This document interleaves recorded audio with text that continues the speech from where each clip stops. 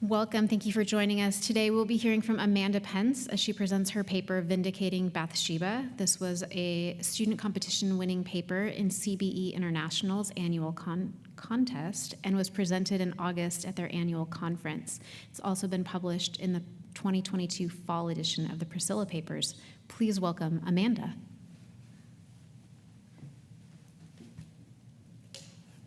Thank you, Kristen. Vindicating Bathsheba by Amanda Pence. Boast no more so very proudly.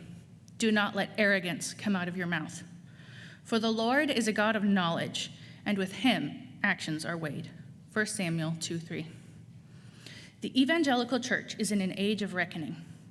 Russell Moore described the recently revealed sexual abuse in the Southern Baptist Convention as an apocalypse. How did we get here? In recent years, some sources have explored powerful celebrity pastors who have abused and controlled others for their own fame and fortune. In hindsight, we can often see a lack of character in certain aspects of their lives. However, in light of the revelation of sexual abuse by leaders who, seemingly, acted as though they were truly devoted to the Lord, we must grapple with the reality that no one is immune from sin. The Bible tells us about a man after God's own heart who committed these same abuses of power, David. 2 Samuel 11, 1-5 says, Then it happened in the spring, at the time when kings go out to battle, that David sent Joab and his servants with him and all Israel, and they destroyed the sons of Ammon and besieged Rabbah, but David stayed at Jerusalem. Now when evening came, David arose from his bed and walked around on the roof of the king's house. And from the roof he saw a woman bathing, and the woman was very beautiful in appearance. So David sent and inquired about the woman. And one said, Is this not Bathsheba, the daughter of Eliam, the wife of Uriah the Hittite? David sent messengers and took her. And when she came to him, he lay with her. And when she had purified herself from her uncleanness, she returned to her house. The woman conceived, and she sent and told David and said, I am pregnant. Tragically, unfounded accusations have been lobbed at Bathsheba with devastating consequences. Though refusing the king was not a viable option, especially since her husband and all Israel had gone away, scholars, pastors, and popular resources have subjected her to all manner of speculation. There was no one to protect Bathsheba or come to her aid when David determined to take her. Yet, assertions blaming the victim proliferate, thus establishing social mores that allow predators to flourish. The speculation surrounding the story of David and Bathsheba in 2 Samuel chapters 11 and 12 has contributed to a culture in the church where certain male leaders are given near absolute power while women are dehumanized and silenced. Contrarily, if we wish to create a culture within the church where women and men thrive as equals, we must actively promote an interpretation of the story of David and Bathsheba that affirms Bathsheba's innocence by acknowledging the imbalance of power between them. To remedy these problems, the first step is recognizing that Old Testament narrative must be interpreted in light of the Torah. In any given story, the characters that followed the directives of the Torah were righteous, while characters who operated against the Torah were unrighteous. In 2 Samuel 11, 1-5, Bathsheba was the Torah-following upright player, while David succumbed to the allure of power and thus opposed the Torah. The purpose of this narrative is to describe David's sin and turning point. The books of 1 and 2 Samuel are one literary unit detailing the rise and fall of Saul and then of David. This episode is the critical turning point in David's story. Within 2 Samuel chapters 11 and 12, the author utilized a chiastic structure to emphasize the key point. The thing that David had done was evil in the sight of the Lord.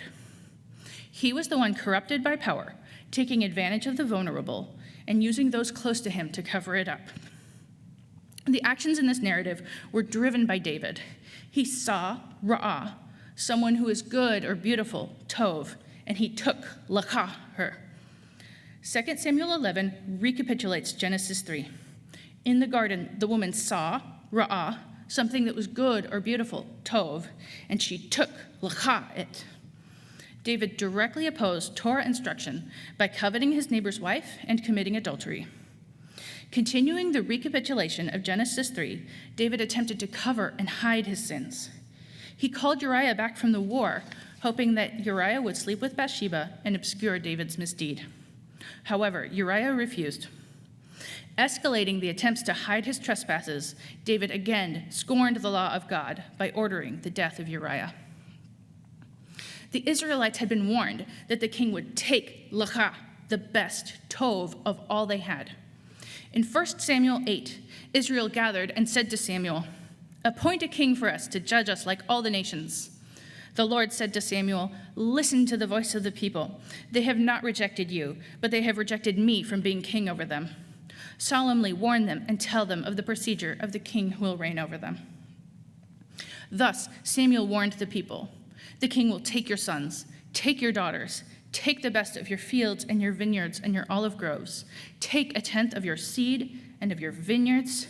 Take your male servants and your female servants and your best young men and your donkeys. Take a tenth of your flocks. And finally, you yourselves will become his servants." Even with this warning, the people refused to listen to the voice of Samuel. And they said, "No, but there shall be a king over us, that we may be like all the nations, that our king may judge us and go out before us and fight our battles." David became the king who takes. Another significant action performed by David is that he sent shalach, others to do his bidding. He sent Joab and all Israel to fight his battle, contrary to what the people were hoping a king would do for them. He sent messengers to inquire about the woman, then sent them to bring Bathsheba to him. He sent Joab to request that Uriah be sent to David, a request which was granted. When plots to manipulate Uriah proved unsuccessful, David sent a message to Joab instructing that Uriah perish in battle. After Bathsheba mourned her husband, David sent for her to become his wife. David was the one with power and authority. The warning from 1 Samuel 8:17 was fulfilled. All Israel became his servants, obeying whatever he sent them to do. Not even Joab, the commander of the army, dared to defy David's suspect instructions. All the people were subject to their king, as Samuel had warned. The few actions Bathsheba performed, on the other hand, were Torah positive. First, she was bathing as part of a religious exercise, a ritual cleansing. When David sent for her, she went with the messengers. After David took her, she purified herself from her uncleanness and returned to her house. When she discovered she was pregnant, she sent word notifying David of the situation. Finally, after her husband died, she mourned for him. Her actions were in line with Torah instruction, and there is no indication that she intended or even consented to engage in sex with David. In 2 Samuel 11:2, we read, "Now when evening came, David arose from his bed and walked around on the roof of the king's house. And from the roof he saw a woman bathing, and the woman was very beautiful in appearance." His reasons for meandering to and fro on his roof that evening remain a mystery to the modern reader. What we do know is that David saw, ra'ah, a woman who was very ma'od, good, beautiful, the best, tov. The phrase is descriptive and does not indicate a flaunting of beauty. The tree in the garden was good, tov. Rebecca, as a more similar example, was described as very ma'od, beautiful, tov, while she was simply carrying a jug to draw water. In our introduction to Bathsheba, we see one who is living as a righteous follower of Torah. She was bathing. In Leviticus, the Torah instructs that a woman shall continue in her menstrual impurity for 7 days. Everything also on which she lies and everything on which she sits shall be unclean. Anyone who touches her bed shall wash his clothes and bathe in water and be unclean until evening. Due to this directive, evening was a normal time for women to bathe from menstrual impurity. Additionally, ritual purification included washing clothes and bedding. This may have been done in private courtyards or publicly near the water source. Since communities in the ancient Near East were communal, there is a possibility that women worked together to perform these duties. David may have observed a group of women bathing themselves and doing laundry. Whether or not she was in a group, Bathsheba was indeed going about her monthly routine, faithfully following the law of the Torah. This adherence to the teachings of Torah illustrates her position as one who is righteous. Some sources, however, assert that Bathsheba bathed with the intent to seduce David.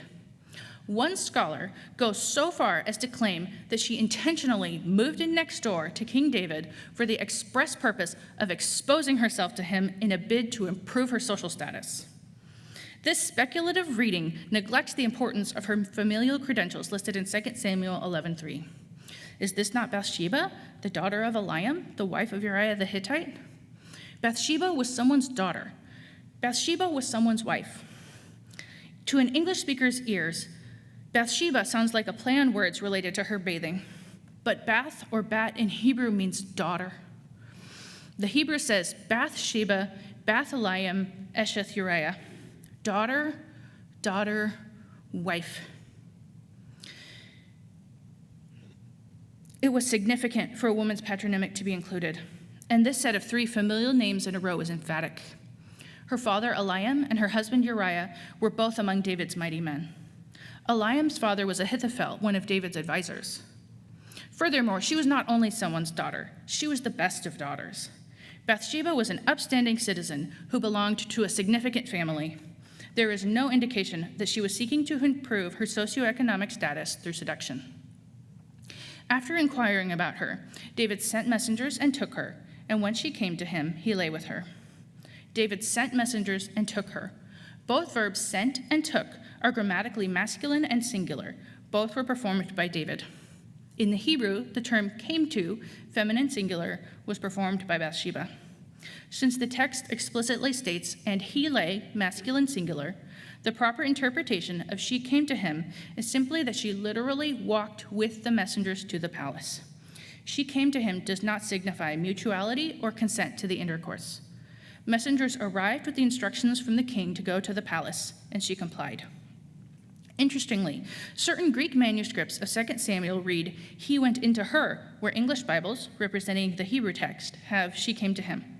It appears that the Greek translators, or perhaps a Hebrew reading now lost to us, understood the actions to be David's, and thus clearly stated that this was David's sin and that Bathsheba was not a consenting independent agent.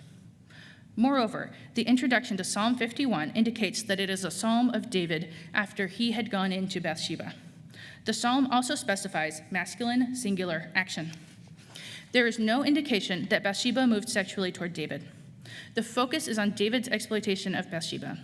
He saw a woman who was beautiful. He sent for her, he took her, and he lay with her. 2 Samuel 11:4 continues, and when she had purified herself from her uncleanness, she returned to her house. Grammatically, the participle she had purified herself is reflexive, self-directed, hence the presence of herself in the English translation. This participle is feminine and singular, leaving no doubt that this action was performed by Bathsheba, not David. The phrase can rightly be translated parenthetically, referring back to verse 2, as in the NIV. Now she was purifying herself from her monthly uncleanness, or as in the NASB, as a new action, and when she had purified herself from her uncleanness. The ambiguity of the grammar in Hebrew leaves the timing of the action open for interpretation. The Torah sheds light on why Bathsheba may have purified herself after intercourse. Leviticus 15:18 says, if a man lies with a woman so that there is a seminal emission, they shall both bathe in water and be unclean until evening. Ever religious, Bathsheba followed Torah instruction to purify herself after copulation. She was likely purifying herself from uncleanness both at the beginning of the story and again after David took her, an interpretation supported by the fact that the verb is a participle and can indicate a process. At no point does the narrative indicate that she stopped being purified. Finally, she returned to her house. She did not try to secure a place in the palace, as suggested by some sources. When she discovered that she had conceived, she sent a message to David, I am pregnant. It is a simple statement of fact. Some sources insist that she should have notified Uriah instead of David, but this suggestion ignores that Bathsheba likely did not have authority to send a message to the battlefront. It fails to account for the cultural context. She was a Torah-observant woman in a Torah-observant community and recognized that she could be killed if the king did not intervene and take responsibility for his actions. 4, Deuteronomy 22:22 says, if a man is found sleeping with a married woman, then both of them shall die. The Lord saw David's evil actions and sent Nathan, who confronted him with a parable about a rich man representing King David, a poor man representing Uriah the Hittite, and an ewe lamb representing Bathsheba, the wife of Uriah. One would expect David, the shepherd king, to fiercely protect the sheep entrusted to him. Scholars concur that in the ancient Near East, the king was to protect the socially weak. Thus, his crime involved an abuse of power. Paradoxically, it was the Hittite, not the Israelite king, who was the good shepherd. The poor man, Uriah, nourished the one in his care. He brought her in, fed her from his own table, and loved her as a daughter. This use of daughter, Bath, recalls Bathsheba's name and familial credentials in 11:3. Illustrating Bathsheba as a ewe lamb further proves her innocence, since ewe lambs were used for sacrifices of purification, and corroborates the premise that Bathsheba was purified from uncleanness throughout and beyond the story. Even after being taken, she was referred to as a symbol of purity and as a daughter. Bathsheba was not cast out of the community. She continued to belong in and to her family. To emphasize this connection, later passages refer to Bathsheba as the wife of Uriah. Upon hearing Nathan's story, David, for the first time in this narrative, revealed a desire to follow Torah instruction, saying, "He must make restitution for the lamb fourfold." Nathan declared, "You are the man." David realized he had sinned against the Lord. As recorded in Psalm 51, David called upon the compassion of the Lord, requesting to be cleansed from his sin. David's life was spared, but his son died instead. The death of the infant was a consequence of David's sin. The child died instead of him. It was not a punishment or indictment of Bathsheba, as suggested by a notable Christian educator and pastor. Further, Nathan shared, "The sword shall never depart from your house, and that the Lord would raise up evil against you from your own household. I will even take your wives before your eyes and give them to your companion, and he will lie with your wives in broad daylight. Indeed, you did it secretly, but I will do this thing before all Israel and under the sun." As foretold, Absalom, David's son, conspired to usurp the throne and drove David out of Jerusalem. He appointed Ahithophel, Bathsheba's grandfather and David's former counselor, as his own advisor. On Ahithophel's advice, Absalom pitched a tent on the roof, the very roof where David espied Bathsheba. And Absalom went into his father's concubines in the sight of all Israel. David's sins could not be hidden from God, nor were his actions free from consequences. Jesus said, "There is nothing covered up that will not be revealed, and hidden that will not be known. Accordingly, whatever you have said in the dark will be heard on the light, and what you have whispered in the inner rooms will be proclaimed upon the housetops." Beginning in the garden, the sins of humanity have reverberated throughout history. Paul wrote, "Just as through one human being sin came into the world, and death came through sin, so death has come to everyone, since everyone has sinned." David's secret rape of Bathsheba directly led to the public rape of 10 other women. Sin begets sin. All humans, no matter how devoted to the Lord they appear, continue to pridefully take what seems best, good, or beautiful to them, continually spreading death to others. One further theme of 1 and 2 Samuel is that the Lord exalts the poor and humble and brings low the rich and powerful. Bathsheba was lowly and mourning after the loss of her husband and infant. However, God exalted her by providing a son, Solomon, a king who would be included in the messianic line. It was not through her own striving that she and her son became exalted. Rather, it was Nathan who initiated the conversation to ensure Solomon's kingship. Ultimately, God remembered her, cared for her, and redeemed the situation.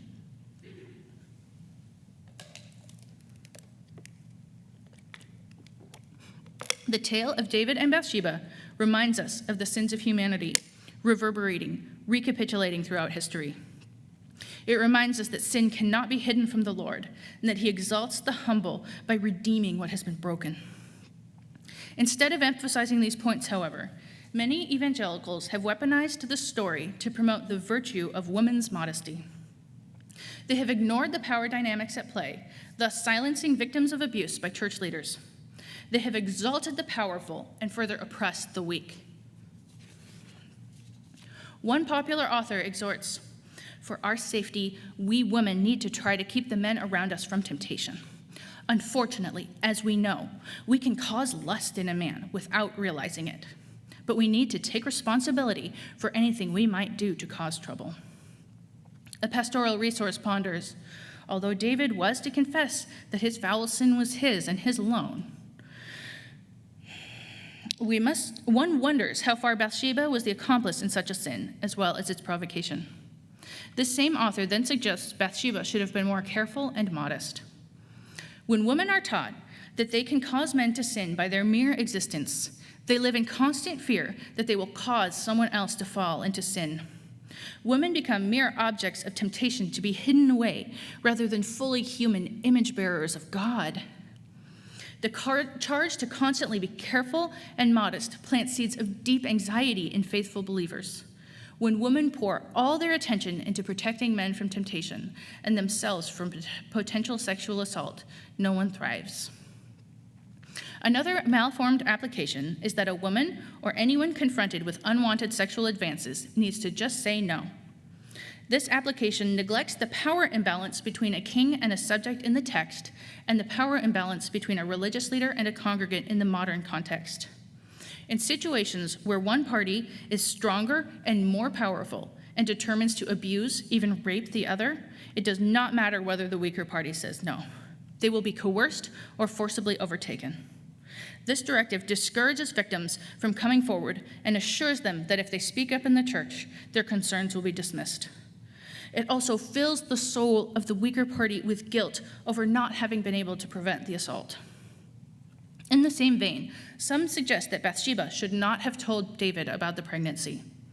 This approach to the text discourages victims from holding perpetrators accountable. We are concerned about damaging the reputation of our leaders and their ministries, so we assist them in hiding their sins. Encouraging a lack of accountability enables abusers to target new victims. Indeed, it actively protects sexual predators and furthers their impunity.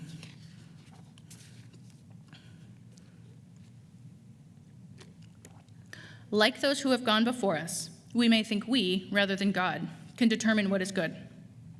We, as church communities, commit the same error the Israelites made in 1 Samuel 8. We reject Jesus as king and appoint for ourselves new kings to do the work that we are called to do ourselves.